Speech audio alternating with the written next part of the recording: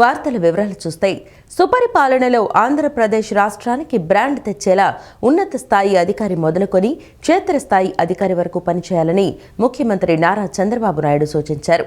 AMCA project శంకుస్థాపన కార్యక్రమం జరిగిన తర్వాత ఏపీ అమలు చేస్తున్న స్పీడ్ ఆఫ్ గవర్నెన్స్ పై జాతీయ స్థాయిలో చర్చ జరుగుతోందని సీఎం చంద్రబాబు తెలిపారు. సంక్షేమం, అభివృద్ధి, సుపరిపాలన ధ్యేయంగా ప్రభుత్వం అడుగులు వేస్తోందన్నారు. రాష్ట్ర సచివాలయంలోని ఆర్టీజీఎస్ నుంచి ముఖ్యమంత్రి చంద్రబాబు టెలికాన్ఫరెన్స్ నిర్వహించారు. ఈ టెలికాన్ఫరెన్స్లో జిల్లాల కలెక్టర్లు, రాష్ట్ర వ్యాప్తంగా ఉన్న ఉద్యోగులు, క్షేత్రస్థాయి సిబ్బందితో పాల్గొన్నారు. సుమారు 40,000 మందితో సీఎం టెలికాన్ఫరెన్స్ నిర్వహించారు. ప్రజలకు సంతృప్తికర సేవలు అందించడంలో టాప్ 3లో నెల్లూరు, తూర్పుగోదావరి, పల్నాడు జిల్లాల కలెక్టర్లు నిలిచారు. ఈ టెలికాన్ఫరెన్స్ ద్వారా ప్రభుత్వ ప్రాధాన్యతలను ముఖ్యమంత్రి వివరించారు. ప్రభుత్వ సేవలు అమలు, అర్జీల పరిష్కారంపై సీఎం చంద్రబాబు దిశానిర్దేశం చేశారు. ప్రభుత్వం అందించే సేవల గురించి, మరింత మెరుగైన సేవలు అందించేందుకు తీసుకోవాల్సిన చర్యలపై క్షేత్రస్థాయి సిబ్బంది సలహాలు ఇవ్వాలని ముఖ్యమంత్రి సూచించారు. గృహ నిర్మాణానికి సంబంధించి ఆ శాఖకు చెందిన కాకినాడ జిల్లాకు చెందిన ఉద్యోగి నేరుగా ముఖ్యమంత్రితో మాట్లాడి కొన్ని సూచనలు చేశారు. దీనిపై ముఖ్యమంత్రి స్పందిస్తూ మంచి సూచనలు చేశారని, దీన్ని అమలు చేస్తామంటూ సీఎం వివరించారు. కింది స్థాయి ఉద్యోగులకు నేరుగా ముఖ్యమంత్రితో మాట్లాడే అవకాశం కల్పించినందుకు పలువురు ఉద్యోగులు హర్షం వ్యక్తం చేశారు. ఈ సందర్భంగా ముఖ్యమంత్రి మాట్లాడుతూ విధ్వంసమైన రాష్ట్రాన్ని గాడిలో పెడుతున్నామని చెప్పారు. అందరి సహకారం వల్లే best reformer of the year award దక్కిందన్నారు. ప్రభుత్వ యంత్రాంగంలో ఉన్న ప్రతి ఒక్కరి సహకారం వల్లే వ్యవస్థలు గాడిలో పడ్డాయన్నారు. 2047 స్వర్ణాంధ్ర సాధనకు లక్ష్యాలు పెట్టుకున్నామని, 10 సూత్రాలను అమలు చేస్తున్నామని చెప్పారు. 23 నెలల్లో 23 లక్షల కోట్ల పెట్టుబడులు ఆకర్షించామని, 24 లక్షల ఉద్యోగాలకు అవకాశాలు వచ్చాయని తెలియజేశారు.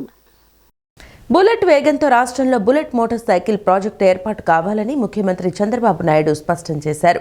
ఆంధ్రప్రదేశ్లోని తిరుపతి సమీపంలో ఏర్పాటు చేయనున్న రాయల్ ఎన్ఫీల్డ్ ప్రాజెక్టును 18 నెలల్లో నిర్మాణం పూర్తి చేసి ఉత్పత్తి ప్రారంభించాలని, దీనికి రాష్ట్ర ప్రభుత్వం అన్ని రకాల సహకారాన్ని అందిస్తుందని సీఎం వెల్లడించారు. రాయల్ ఎన్ఫీల్డ్ సంస్థ సీఈఓ గోవిందరాజన్ నిన్న రాష్ట్ర సచివాలయంలో ముఖ్యమంత్రితో మర్యాదపూర్వకంగా భేటీ అయ్యారు. రాయల్ ఎన్ఫీల్డ్ ప్రతినిధులు సీఎంకు బుల్లెట్ 350 మినియేచర్ మోడల్ను అందించారు. ఈ సందర్భంగా బుల్లెట్ 350 మోటార్ సైకిళ్లకు సంబంధించిన మోడల్ను సీఎం పరిశీలించారు. హెల్మెట్ ధరించి సీఎం బుల్లెట్ ఎక్కారు. బుల్లెట్ మోటార్ సైకిల్ తయారీ యూనిట్కు ఆంధ్రప్రదేశ్ ప్రభుత్వం ప్రోత్సాహకాలను కల్పించడంపై ఆ సంస్థ ప్రతినిధులు సీఎంకు ధన్యవాదాలు తెలిపారు. తిరుపతి జిల్లా సత్యవేడు మండలం రాళ్లకుప్పం, వానల్లూరు గ్రామాల వద్ద 2,500 కోట్ల పెట్టుబడితో బుల్లెట్ తయారీ ప్లాంట్ ఏర్పాటు చేస్తున్నట్లు తెలిపారు. అత్యాధునిక తయారీ యూనిట్తో పాటు టెస్టింగ్ ట్రాక్, పరిశోధనా కేంద్రం, వెండార్ పార్క్, ఎకోసిస్టమ్ కూడా నిర్మిస్తామని అన్నారు. ఈ ప్లాంట్ ద్వారా ఏడాదికి 9 లక్షల మోటార్ సైకిళ్లు ఉత్పత్తి చేయనున్నట్లు రాయల్ ఎన్ఫీల్డ్ సీఈఓ గోవిందరాజన్ ముఖ్యమంత్రికి వివరించారు. ఈ యూనిట్ ద్వారా ప్రత్యక్షంగా, పరోక్షంగా 15,000 మందికి ఉద్యోగ ఉపాధి అవకాశాలు లభిస్తాయని అన్నారు.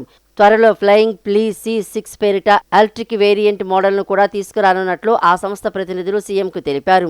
దీనిపై స్పందించిన సీఎం ఆంధ్రప్రదేశ్లో రెన్యూవబుల్ ఎనర్జీ ఉత్పాదనకు సంబంధించి చేపట్టిన వివిధ ప్రాజెక్టులపై రాయల్ ఎన్ఫీల్డ్ సంస్థ ప్రతినిధులకు వివరించారు. సౌర, పవన విద్యుత్తో పాటు పంప్డ్ స్టోరేజ్ ప్రాజెక్టులు, బ్యాటరీ ఎనర్జీ స్టోరేజ్ సిస్టమ్ ప్రాజెక్టుల గురించి వారికి తెలియజేశారు.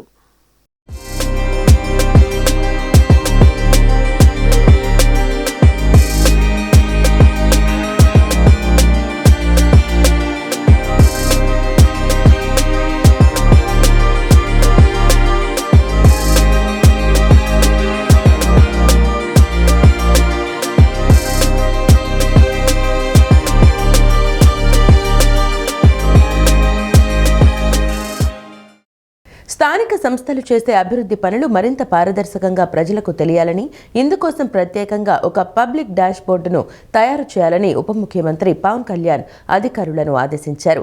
దీనిలో రాష్ట్రంలో జరుగుతున్న రోడ్ల నిర్మాణం, సంబంధిత అభివృద్ధి పనులు, అలాగే రోడ్ల పరిస్థితి ఎప్పటికప్పుడు తెలుసుకునే వెసులుబాటు ప్రతి ఒక్కరికి కల్పించాలన్నారు. పంచాయతీరాజ్ శాఖ 2025-26 ఆర్థిక సంవత్సరానికి స్వర్ణ పంచాయతీ పోర్టల్ ద్వారా ఆన్లైన్ విధానంతో పారదర్శకంగా పన్నులు వసూలు చేసిందని చెప్పారు. పంచాయతీరాజ్ శాఖ, పంచాయతీరాజ్ ఇంజనీరింగ్ శాఖల ఉన్నతాధికారులతో క్యాంపు కార్యాలయంలో ఉప ముఖ్యమంత్రి పవన్ కళ్యాణ్ నిన్న ప్రత్యేక సమీక్ష నిర్వహించారు. ఈ సందర్భంగా పవన్ కళ్యాణ్ ఇటీవల పంచాయతీరాజ్ శాఖ ప్రగతిపై చర్చించారు. ఈ సందర్భంగా ఆయన మాట్లాడుతూ సాలిడ్ వేస్ట్ మేనేజ్మెంట్లో భాగంగా తీసుకువచ్చిన స్వచ్ఛ రథాల విధానం మంచి ఫలితాలను ఇస్తోందని అన్నారు. స్వచ్ఛందంగా ప్రజలు రథాల వద్దకు వచ్చి పొడి వ్యర్థాలను ఇచ్చి నిత్యావసరాలను తీసుకెళ్లడం బాగుందన్నారు. దీన్ని ప్రతి నియోజకవర్గంలోనూ అమలు చేస్తున్నామని చెప్పారు. ఈ విధానాన్ని మరింత విస్తరించేలా ఆలోచన చేయాలన్నారు. దీనితో పాటు గ్రీన్ షాప్ పేరుతో తిరుపతి జిల్లాలో పైలట్ ప్రాజెక్టుగా తీసుకువచ్చిన విధానాన్ని మరింత విస్తరించి రాష్ట్రమంతా అమలు చేయాలని సూచించారు. స్వచ్ఛ రథాల ద్వారా ఏప్రిల్ నెలలో 18.86 లక్షల కేజీల చెత్తను సేకరించామని, ఆ వ్యర్థాల విలువ 3 కోట్ల వరకు ఉంటుందన్నారు. గ్రీన్ షాపులను ఇదే స్ఫూర్తితో ప్రజలకు దగ్గర చేయాలని కోరారు. పొడి వ్యర్థాలను గ్రీన్ షాపుల్లో ఇస్తే ప్రజలు నిత్యావసరాలు తీసుకువెళ్లవచ్చని విస్తృత ప్రచారం కల్పించనని చెప్పారు. రోడ్లు పూర్తి చేయడానికి నిర్దిష్ట సమయం, పంచాయతీరాజ్ ఇంజనీరింగ్ విభాగం ఆధ్వర్యంలో చేపడుతున్న రోడ్ల నిర్మాణ పనులు నిర్దిష్ట సమయంలో నాణ్యతతో పూర్తి అయ్యేలా చూడాలన్నారు. ఏపీని భవిష్యత్తు న్యూక్లియర్ ఆర్థిక వ్యవస్థలో నమ్మకమైన గ్లోబల్ భాగస్వామిగా నిలబెట్టడం తమ ధ్యేయమని ఆంధ్రప్రదేశ్ ఐటీ విద్యాశాఖల మంత్రి నారా లోకేష్ వ్యాఖ్యానించారు. ప్రపంచ న్యూక్లియర్ ఎనర్జీ పరిశ్రమ కొత్త దశలోకి ప్రవేశిస్తున్న నేపథ్యంలో ఇది కీలకంగా మారగలదని పేర్కొన్నారు. భవిష్యత్తు సాంకేతికతల అమలుకు విశ్వసనీయ గ్లోబల్ భాగస్వాములతో పనిచేయడానికి తాము సిద్ధంగా ఉన్నామని మంత్రి లోకేష్ స్పష్టం చేశారు. Nuclear energy institute, US India strategic partnership forum సంయుక్తంగా US executive nuclear mission to India పేరిట యుఎస్ న్యూక్లియర్ ప్రతినిధులతో నిన్న ఢిల్లీలో నిర్వహించిన సదస్సుకు మంత్రి నారా లోకేష్ అతిథిగా హాజరై ప్రసంగించారు. స్మాల్ మాడ్యులర్ రియాక్టర్లు, తదుపరి తరం రియాక్టర్ సిస్టమ్ వంటి ఆధునిక న్యూక్లియర్ సాంకేతికతలు, మాడ్యులర్ తయారీ, సప్లై చైన్, పంపిణీ, స్కేలబుల్ వినియోగం నమూనాలకు విస్తృత అవకాశాలు ఉన్నాయని మంత్రి లోకేష్ వివరించారు. భారత్లో ఇంజనీరింగ్ ప్రతిభ, తయారీ రంగంలో విస్తృత ఖర్చు విషయంలో పోటీతత్వం ఉన్నాయని వెల్లడించారు. ఆంధ్రప్రదేశ్ వంటి రాష్ట్రాలు పారిశ్రామిక ఇన్ఫ్రా, పోర్ట్స్, లాజిస్టిక్ కనెక్టివిటీ అమలు సామర్థ్యాన్ని కలిగి ఉన్నాయని చెప్పుకొచ్చారు. ఇది భారతదేశానికి, ఆంధ్రప్రదేశ్కు ఒక చారిత్రాత్మక అవకాశాన్ని కల్పిస్తుందని తెలిపారు.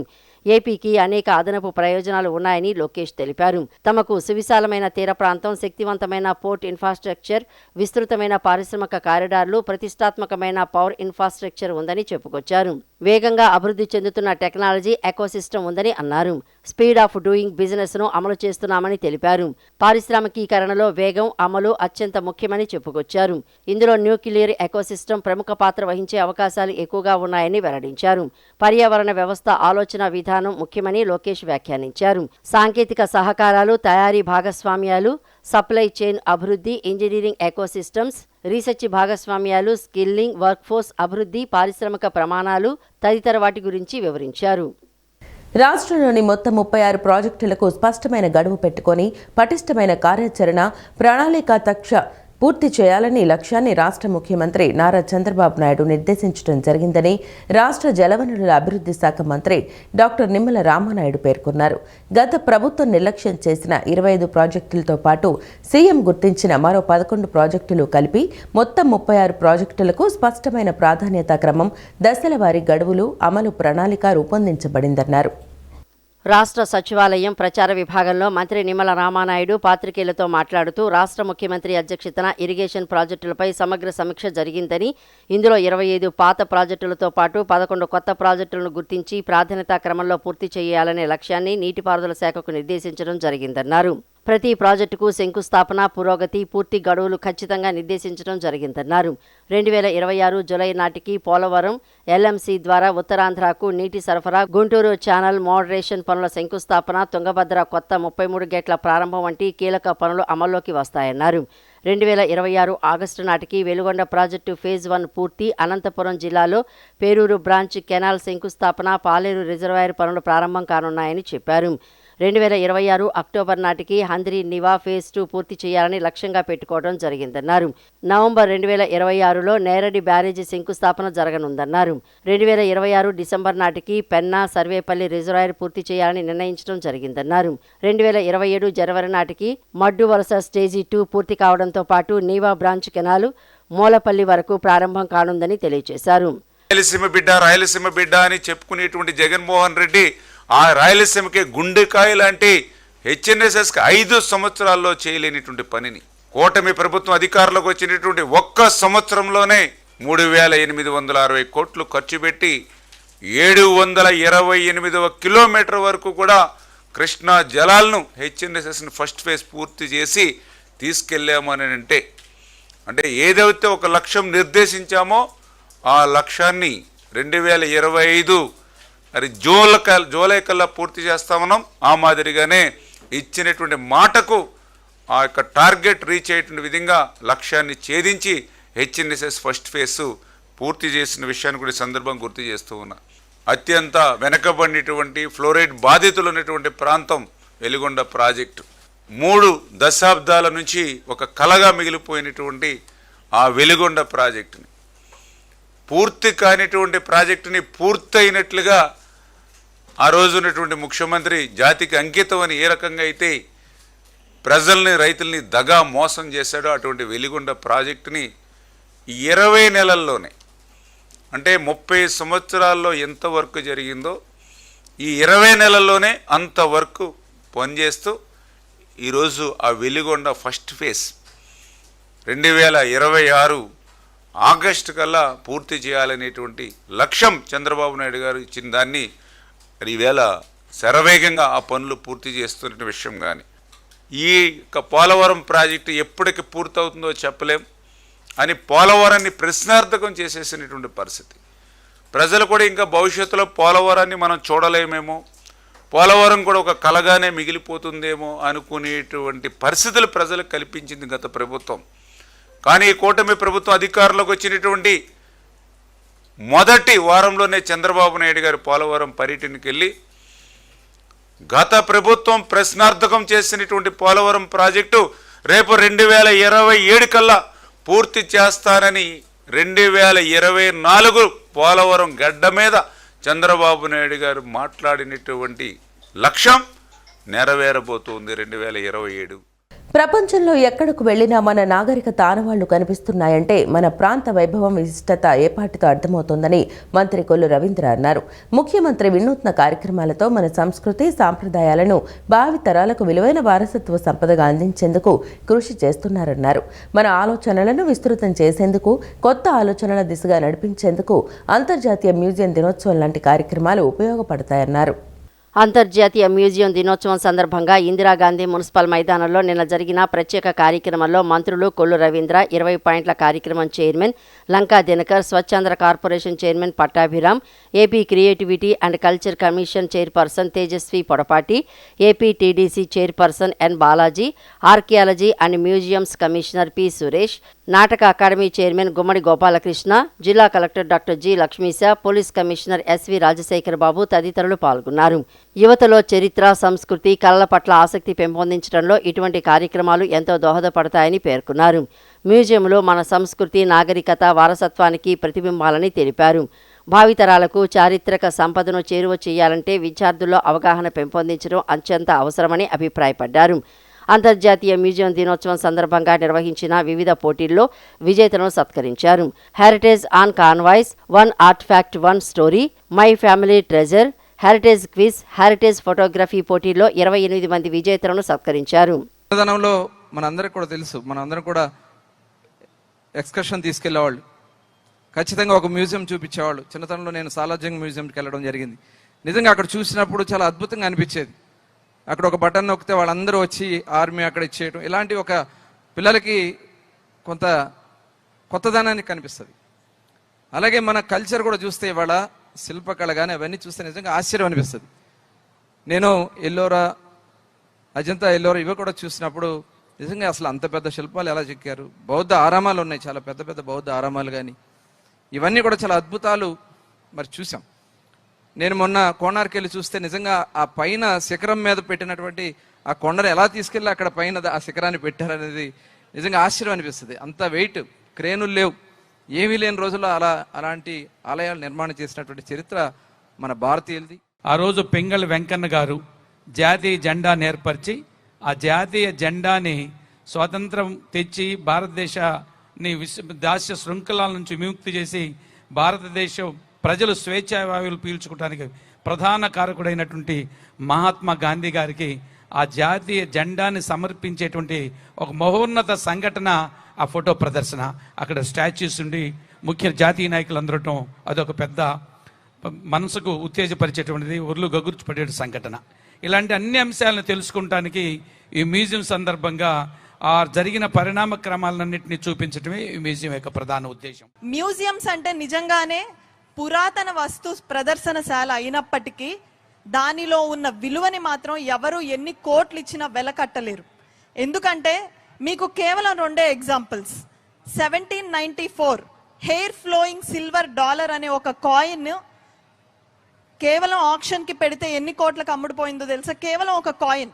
ఈరోజు 1 రూపీ కాయిన్, 10 రూపీస్ కాయిన్ అవి వాడుతున్నాం కదా, అలాంటిది 1794 హెయిర్ ఫ్లోయింగ్ డాలర్. మీరు తర్వాత గూగుల్ చేయండి. 150 కోట్లకి ఆ ఒక్క కాయిన్ అమ్ముడుపోయింది. అదేవిధంగా టిప్పు సుల్తాన్ గారు బెడ్రూమ్లో వారి ప్రొటెక్షన్కి దాచుకున్న ఒక కత్తి, అది ఆప్షన్ పెడితే లండన్లో 140 కోట్లకి ఆ కత్తి అమ్ముడుపోయింది. ఇలాంటివి మనం తరచుగా న్యూస్లో చూస్తూనే ఉంటాం. ఒక పెయింటింగ్ కొన్ని 100 కోట్లకి అమ్ముడుపోవడం, ఎప్పటియో ఒక శిథిలావస్థలో ఉన్న ఒక శిల్పం కొన్ని 10 కోట్లలో అమ్ముడుపోవడం. ఇంటే మీరు అనుకోవచ్చు ఈ పాత వస్తువుల్ని ఇంత పెట్టి కొంటున్నారు ఏంటి అని. అవి కేవలం వస్తువులు కాదు, అవి చరిత్ర మనకి మిగిల్చిన చివరి ఆనవాళ్ళు. ఇటువంటి అద్భుతమైనటువంటి మ్యూజియంస్ ఏవైతే ఉన్నాయో ఖచ్చితంగా మనం చూడటమే కాకుండా మన బిడ్డలకు కూడా చూపించాలి. It is an experience which will last for a life time. కాబట్టి ఖచ్చితంగా ఆ రకమైనటువంటి ప్రయత్నం చేయాలి. అదేవిధంగా జిల్లా కలెక్టర్ గారు ఉన్నారు ఇక్కడ. వారు ఈ మధ్యనే మనం చూసాం, మన ప్రభుత్వ పాఠశాలలో చదువుతున్నటువంటి బిడ్డలు ఎంత అద్భుతంగా రాణిస్తూ ఉన్నారో. మరి గౌరవ మంత్రివర్యులు నారా లోకేష్ గారి సారథ్యంలో ఇవాళ స్కూల్స్ అన్నీ కూడా అద్భుతంగా డెవలప్ అవుతూ ఉన్నాయి, బిడ్డలు అద్భుతంగా రాణిస్తూ ఉన్నారు. అటువంటి గవర్నమెంట్ స్కూల్స్లో ఉన్నటువంటి పిల్లల్ని ఇందాక నేను చెప్పినటువంటి ఏషియాస్ లార్జెస్ట్ మ్యూజియం క్యాల్కటా మీరు ఒక గ్రూప్ ఫామ్ చేసి మీరు పంపించండి. It will be a very good experience for them. కాబట్టి అటువంటి ప్రయత్నం మా కలెక్టర్ గారు ఏదైనా చేయగలిగినటువంటి సమర్థమైనటువంటి వ్యక్తి. భావితరాలకి మన వారసత్వం, మన కల్చర్, ట్రెడిషన్ గురించి తెలియజేసేది ముఖ్యంగా ఈ కార్యక్రమం ఉద్దేశం. కాబట్టి దాంతోపాటు ఒక వైబ్ వచ్చేలాగా, ఒక ఎనర్జీ ఉండేలాగా, పిల్లలు ఎస్పెషల్లీ యంగ్ జనరేషన్స్ పాజిటివిటీ వైపు తరలి వచ్చేలాగా ఒక మ్యూజికల్ కన్సర్ట్ లాగా పెట్టి ఒక కన్సర్ట్ ఎకానమీ కూడా పెంపొందించడంతో టూరిజం పెరుగుతుంది. విజయవాడలో ఆ వైబ్ వస్తుంది. బయట నుంచి వచ్చే టూరిజంస్కి ఇక్కడ జరుగుతున్న యాక్టివిటీస్ గురించి అవగాహన వస్తుంది. ఇక్కడ ఉన్న టూరిజం ప్రాంతాల గురించి, ప్రదేశాల గురించి అవగాహన వస్తుంది. ఇంకా విజిటర్స్ ఫుడ్ ఫాల్ పెరిగితే ఎకానమీ పెరుగుతుంది.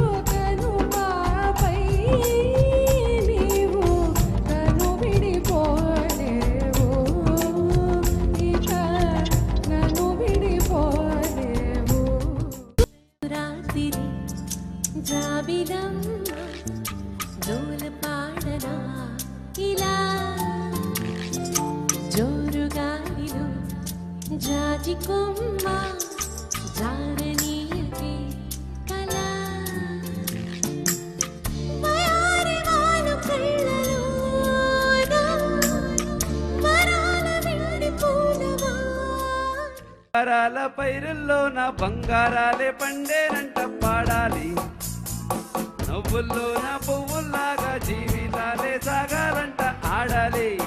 ఈనాడు ఊరంతటా రాగాల దీపాలట నీకోసం వెలిగేనట, ఉల్లాసం నీదేనట.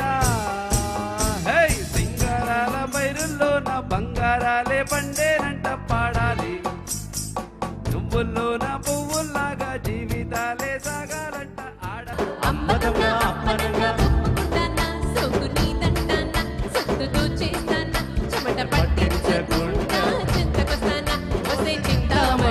వరస కలిపేయని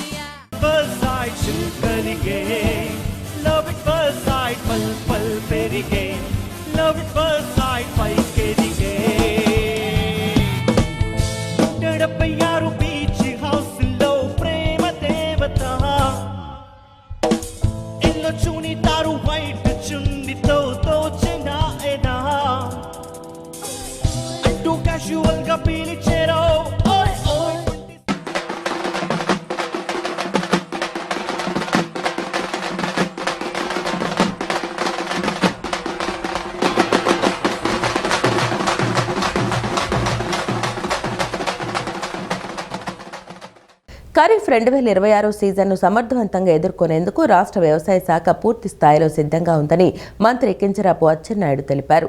ఎల్నినో పరిస్థితుల ప్రభావాన్ని దృష్టిలో ఉంచుకొని రైతులకు ఎలాంటి ఇబ్బందులు తలెత్తకుండా సమగ్ర ముందస్తు ప్రణాళికలు అమలు చేస్తున్నట్లు ఆయన పేర్కొన్నారు. రాష్ట్ర వ్యాప్తంగా విత్తనాలు, ఎరువులు పూర్తి స్థాయిలో అందుబాటులో ఉన్నాయని మంత్రి తెలిపారు. యూరియా సరఫరా విషయంలో ఎలాంటి కొరత తలెత్తకుండా ముందస్తు చర్యలు తీసుకుంటున్నట్లు చెప్పారు. అమరావతిలోని సచివాలయంలో వ్యవసాయ శాఖ ఉన్నతాధికారులు, జేడీలు, జిల్లా వ్యవసాయ అధికారులతో నిర్వహించిన వర్చువల్ సమీక్షలో మంత్రి అచ్చెన్నాయుడు ఖరీఫ్ సన్నద్ధతపై విస్తృతంగా సమీక్షించారు. ఈ సందర్భంగా విత్తనాలు, ఎరువులు, పంటల వ్యూహంపై కీలక సూచనలు చేశారు. జిల్లాల వారీగా నిల్వలపై పకడ్బందీగా పర్యవేక్షణ ఉండాలని, అధికారుల వద్ద ఉన్న లెక్కలకు, వాస్తవ నిల్వలకు పొంతన ఉండేలా చూడాలని ఆయన హెచ్చరించారు. ఎరువుల దుర్వినియోగం, అక్రమ రవాణాపై ప్రభుత్వం కఠిన చర్యలు తీసుకుంటుందని మంత్రి స్పష్టం చేశారు. నిబంధనలు ఉల్లంఘిస్తే సంబంధిత డీలర్లపై తక్షణ చర్యలు తప్పవని ఆయన హెచ్చరించారు. రైతులకు యూరియా సరఫరాను మరింత పారదర్శకంగా చేసేందుకు ప్రత్యేక కార్డుల విధానాన్ని అమలు చేయనున్నట్లు మంత్రి తెలిపారు. ఈ కార్డు ద్వారా అవసరానికి అనుగుణంగా యూరియా పొందే అవకాశం కల్పించనున్నట్లు చెప్పారు. అదేవిధంగా ముందస్తుగా యూరియా నిల్వలు చేయరాదని రైతులకు విజ్ఞప్తి చేశారు. యూరియా వినియోగంలో సమతుల్యత అవసరమని, మొదటి దశలో యూరియా వినియోగించి తర్వాతి దశల్లో నానో యూరియా ఉపయోగించాలని రైతులకు సూచించారు. నానో యూరియా వినియోగం ద్వారా అనేక మంది రైతులు మెరుగైన ఫలితాలు సాధించారని ఆయన గుర్తు చేశారు. ఎల్నినో ప్రభావంతో వర్షాభావ పరిస్థితులు ఏర్పడే అవకాశం ఉన్నందున రైతులకు విస్తృతంగా అవగాహన కల్పించాలని మంత్రి సూచించారు. సచివాలయ సిబ్బంది ద్వారా ప్రచారం చేయాలని, గ్రామస్థాయిలో సమావేశాలు నిర్వహించాలని ఆదేశించారు. అవకాశం ఉన్న మేరకు ప్రత్యక్ష విత్తన సాగును ప్రోత్సహించేందుకు ప్రత్యేక చర్యలు తీసుకోవాలని మంత్రి సూచించారు. ఈ సమావేశంలో వ్యవసాయ శాఖ ప్రత్యేక ప్రధాన కార్యదర్శి బుడితి రాజశేఖర్, వ్యవసాయ శాఖ డైరెక్టర్ మంజూర్ జిలానీ సమూన్, ఉన్నతాధికారులు తదితరులు పాల్గొన్నారు. ఆంధ్రప్రదేశ్లో మెరుగైన మౌలిక సదుపాయాల కల్పనలో భాగంగా జాతీయ రహదారులు, రైల్వే ప్రాజెక్టులకు సంబంధించి పెండింగ్ సమస్యలను త్వరితగతిన పరిష్కరించుకోవాలని మంత్రి బీసీ జనార్దన్ రెడ్డి అధికారులను ఆదేశించారు.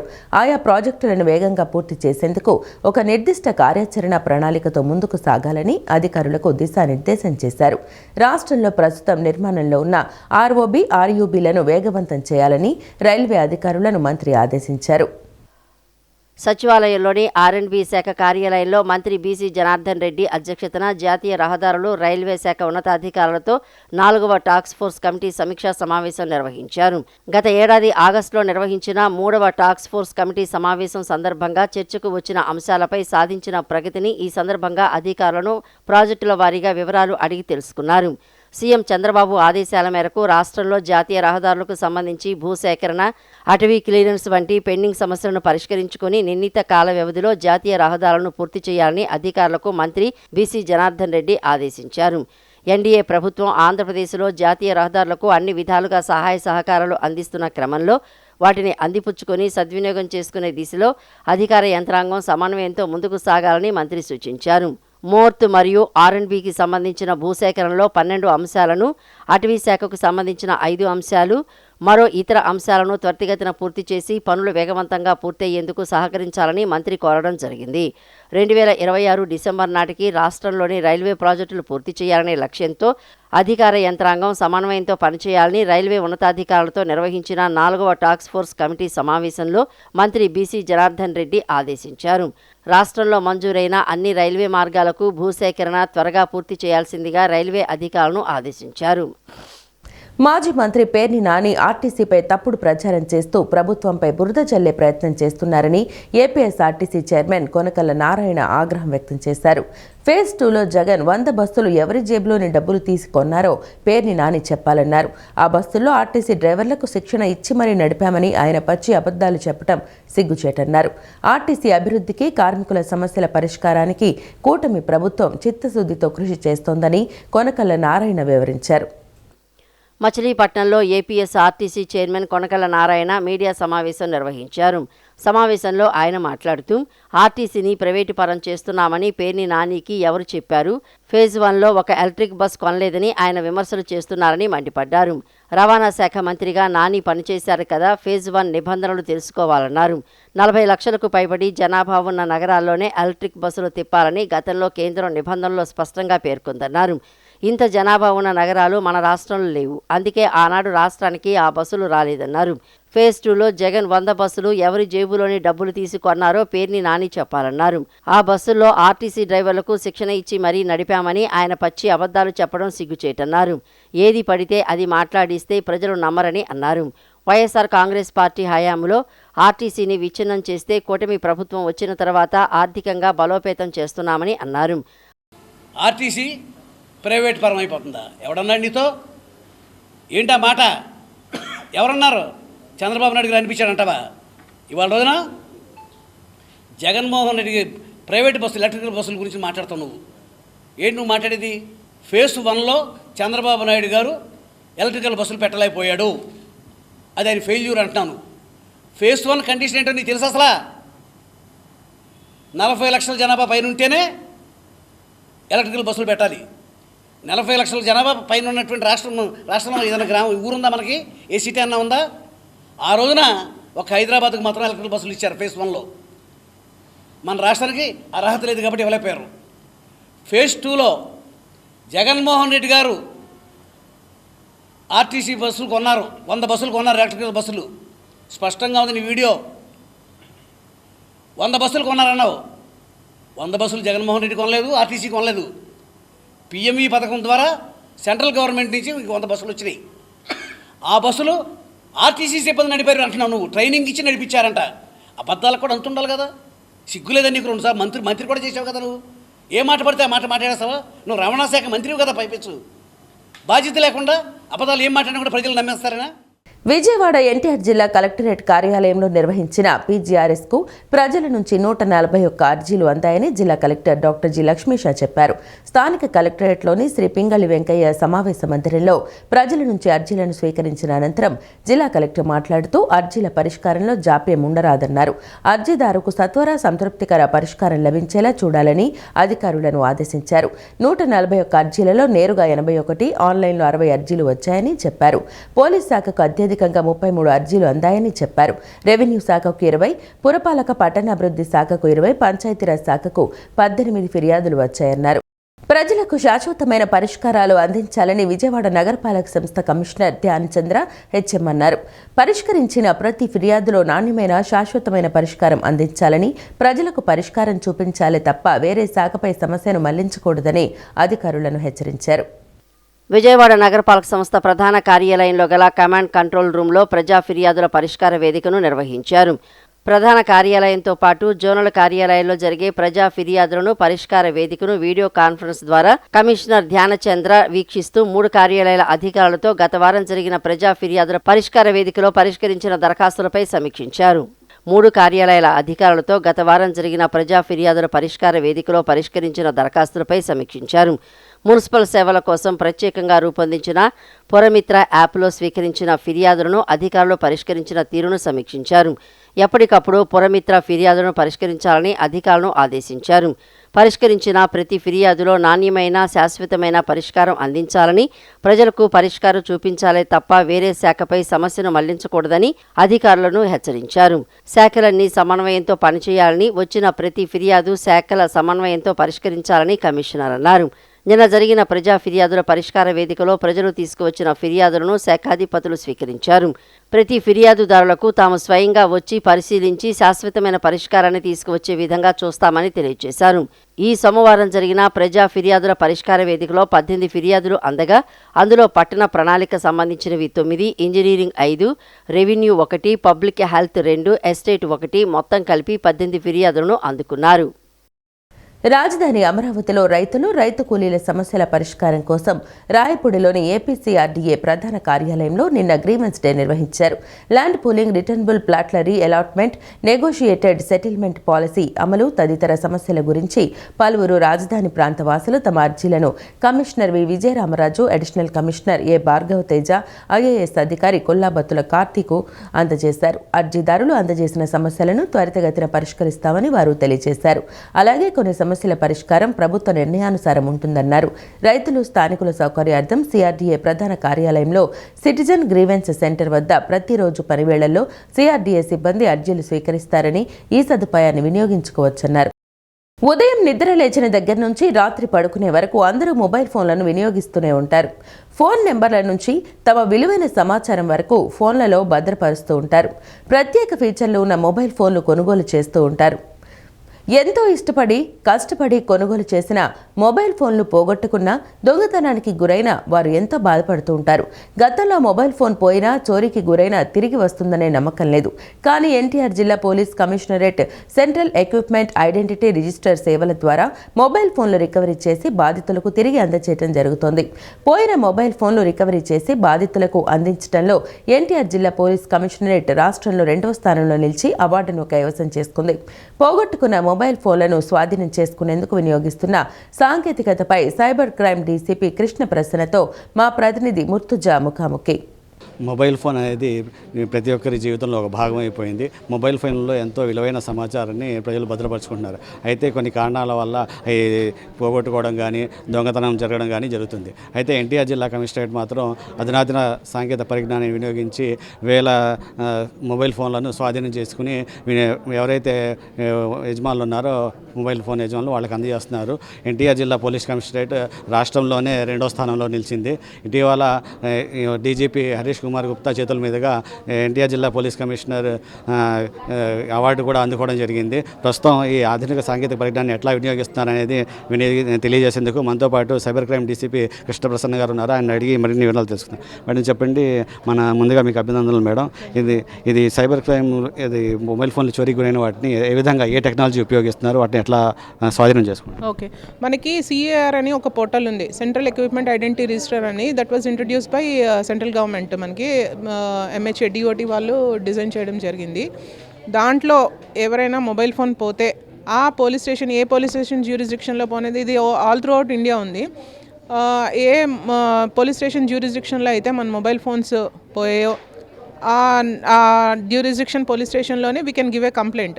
ఆ ఎంఈఐ నెంబరు అండ్ అప్పుడు పోయినప్పుడు ఉన్న ఫోన్ నెంబర్ ఏంటి అనేది మనం వివరాలు ఇస్తే సిఏఆర్ పోర్టల్ అని ఉంటుంది. ఆ పోర్టల్లోని we can upload all these details. And ఇందులో చేయడం వల్ల ఏంటంటే బ్లాక్ చేస్తుంది, ఆ ఎంఈఐ ఏదైతే ఉందో ఆ డివైస్ని బ్లాక్ చేస్తుంది ఆ system. If at all somebody put some other SIM and tries to use it, then alerts వస్తాయి. మనకి అలర్ట్స్ వచ్చి ఆ సిమ్ లొకేషన్ అది వస్తుంది, దాని నుంచి we'll trace it. That is one thing. And పోయినవి దాదాపు ఇక్కడ మన చుట్టుపక్కల ఉన్నా కూడా అదర్ డిస్ట్రిక్ట్స్లో ఉన్నాయి, అలాగే అదర్ స్టేట్స్లో కూడా ఉన్నాయి. సో ఇక్కడ ఏం చేసామంటే మేము ఒకటి సమన్వయ పోర్టల్ అని ఒకటి ఉంది. సమన్వయ పోర్టల్ యూజ్ చేసి I4Cకి సంబంధించింది ఆ పోర్టల్లో కూడా కొన్ని మేము పెట్టడం జరిగింది. ఇలా ఫోన్ పోయింది, మీకు ఏమైనా మీ నోటీస్కి వస్తే ఇవ్వండి అని చెప్పి. ఇట్స్ ఎ కోఆర్డినేషన్ పోర్టల్ బేసికల్గా బిట్వీన్ డిఫరెంట్ డిస్ట్రిక్ట్స్. సో అది యూజ్ చేసి కూడాను మేము కొన్ని ఫోన్స్ అదర్ స్టేట్స్ నుంచి కూడా తెప్పించడం జరిగింది. సో ఈ విధంగా టెక్నాలజీ యూజ్ చేసుకొని వీ హ్యావ్ అండ్ ఇక్కడ ఇంకొక కాన్సెప్ట్ కూడా చెప్పాలి నేను. It is the credit goes to our CP sir, because ఇది ఒక పర్సన్ చేస్తే it will be very difficult. So sir ఏం చేశారనంటే మాకు ఎన్టీఆర్ డిస్ట్రిక్ట్ అన్ని పోలీస్ స్టేషన్ ఏవైతే ఉన్నాయో ఆ పోలీస్ స్టేషన్ అన్నింటిలో కూడా ఒక సైబర్ క్రైమ్ ఎస్ఐ అని పెట్టారు. సో వీళ్ళందరూ రోజుకి it is their duty apart from cyber crime police station. Maximum contribution is from cyber crime, but along with them all these cyber ఎస్ఐస్ని ఎవరినైతే డెసిగ్నేట్ చేశారో వాళ్ళు కూడా they're on this job. So regular basis మీద at least minimum 2 to 3 phones recover చేయడము. అదేంటంటే just మనం follow up చేయాలి, ఎక్కడుంది ఏంటి అనేది ఫాలోఅప్ చేసి అక్కడికి వెళ్ళి వాళ్ళని అడిగి ఆ ఫోన్ రికవర్ చేయడం జరిగింది. సో దీని నుంచి ఇప్పటివరకు సుమారు ఎన్ని వేల ఫోన్లు మొబైల్ స్వాధీనం చేసుకున్నారు? దాదాపు ఒక 4100 దాకా ఫోన్స్ చేయడం జరిగిందండి. మనకి ట్రేసబిలిటీ 5500 ఎంతో ఉంది. అంటే ఇంకా ఒక 1200 ఫోన్స్ దాకా ఇంకా రికవర్ చేయాల్సింది. మనకి ట్రేస్ అయిన వాటిలో 8000 పోయాయి. యాక్చువల్గా 8000లో మనకి ట్రేస్ అయినవి 5000లో 4000 దాదాపు they're handed over to their users. ఇది పోగొట్టుకున్న వాళ్ళు ఫోన్లు ముందుగా ఎలా సమాచారం అందించాలి, ఎట్లా ఫిర్యాదు చేయాలి? ఇమీడియట్గా కన్సర్న్ పోలీస్ స్టేషన్కి వెళ్ళడమేనండి. వెళ్ళి they can give that phone number ఇచ్చి IMEI నెంబర్ ఇవ్వగలిగితే IMEI నెంబర్ ఇస్తే అది పోర్టల్లోని ఇమీడియట్గా అప్లోడ్ చేస్తారు.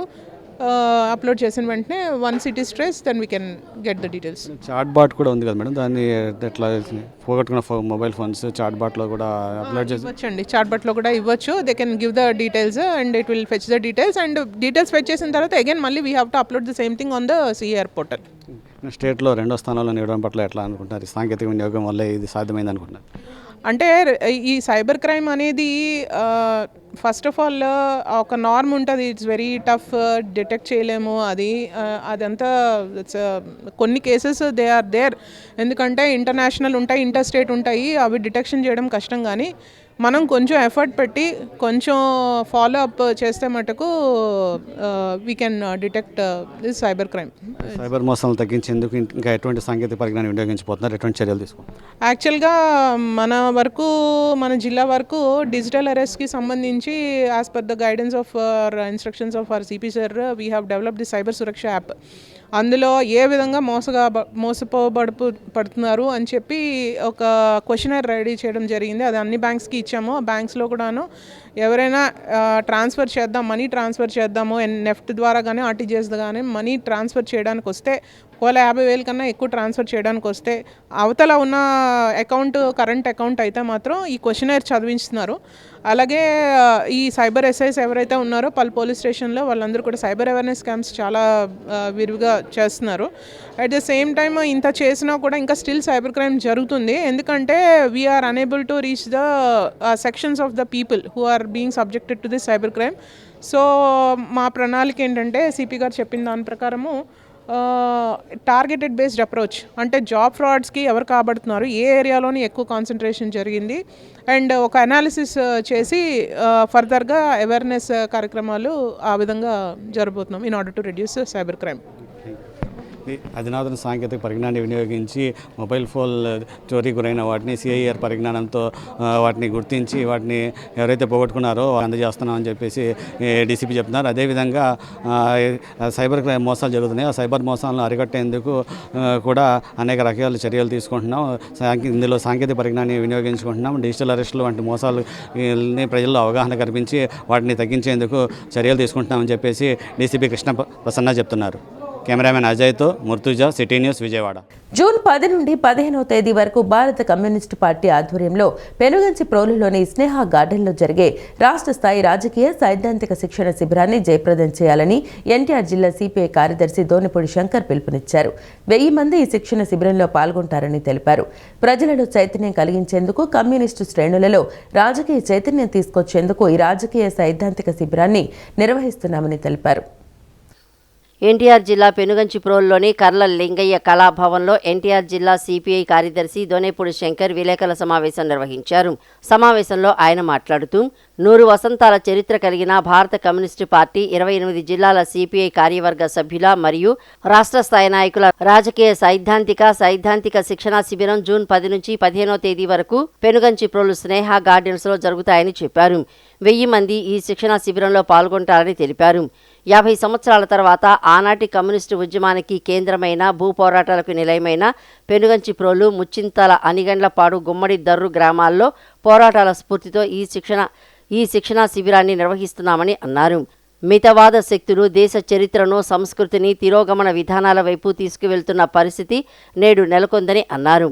ఆత్మ నిర్భర భారత్ నేడు మోగబోయిందని, అచ్చా దిన్ ఆయేగా అనేది పొదుపు దినుగా మారిందని, సబ్కా సాత్ సబ్కా వికాస్ కనుమరుగైందని చెప్పారు. ప్రజల్లో చైతన్యం కలిగించేందుకు, కమ్యూనిస్టు శ్రేణుల్లో రాజకీయ చైతన్యం తీసుకువచ్చేందుకు ఈ రాజకీయ సైద్ధాంతిక శిబిరాన్ని నిర్వహిస్తున్నామని చెప్పారు. రాష్ట్ర స్థాయి రాజకీయ శిక్షణ శిబిరాన్ని పెనుగంచిప్రోలు గ్రామంలో స్నేహ గార్డెన్స్లో జరుగుతుంది. వందలాది మంది 28 జిల్లాల నుంచి అన్ని జిల్లా కార్యవర్గ సభ్యులు మరియు రాష్ట్ర స్థాయి నాయకులందరూ పాల్గొనేటువంటి శిబిరంలో ఈ శిబిరానికి కమ్యూనిస్టు ఉద్యమ శ్రేయోభిలాషులు, పెద్దలు, రాజకీయ పార్టీల వారు ఆర్థికంగా సహకారం ఇవ్వడం ద్వారా 50 సంవత్సరాల తరువాత పెనుగంచిప్రోలు గ్రామంలో రాజకీయ జరుగుతున్నాయి. సైద్ధాంతిక శిక్షణ శిబిరం కొనసాగుతూ ఉన్నాయి. ఎంతో చరిత్ర ఉన్నటువంటి కమ్యూనిస్టు ఉద్యమానికి పుట్టిగడ్డ పెనుగంచిప్రోలు గ్రామం, ముచ్చింతాల, అనిగల్లపాడు, ఉమ్మడిదరు, ఈ గ్రామాలన్నింటిలో కూడా భారత కమ్యూనిస్టు పార్టీ అగ్రనాయకులు సందర్శించి భూపోరాటాలు ఇచ్చినటువంటి చరిత్ర ఈ ప్రాంతంలో త్యాగాల చరిత్ర కమ్యూనిస్టు ఉద్యమాలు, కళారంగానికి కళాలింగయ్య గారు లాంటి వాళ్ళు చేసినటువంటి సేవలు ఫలితంగా ఇవాళ పెరిగించుకోలు కమ్యూనిస్ట్ పార్టీ కార్యాలయానికి కళాలింగయ్య కళాభవన్ అని చెప్పేసి అమరజీవి పేరు పెట్టడం జరిగింది. కాబట్టి త్యాగాల చరిత్ర ఉన్నటువంటి ఈ ప్రాంతాన్ని రాష్ట్ర పార్టీ ఎంచుకోవడం జరిగింది. ఆ సందర్భంగా ఎన్టీఆర్ జిల్లా పార్టీ, వెంకటేశ్వర మండల పార్టీ, జగ్గపేట నియోజకవర్గ పార్టీ, నందిగామ నియోజకవర్గ పార్టీ అందరం కూడా సమిష్టిగా ఈ రాజకీయ ప్రవేశ చేర్చడానికి కృషి చేస్తున్నాం. ఈ వార్తలు ఇంతటితో సమాప్తం. నమస్కారం.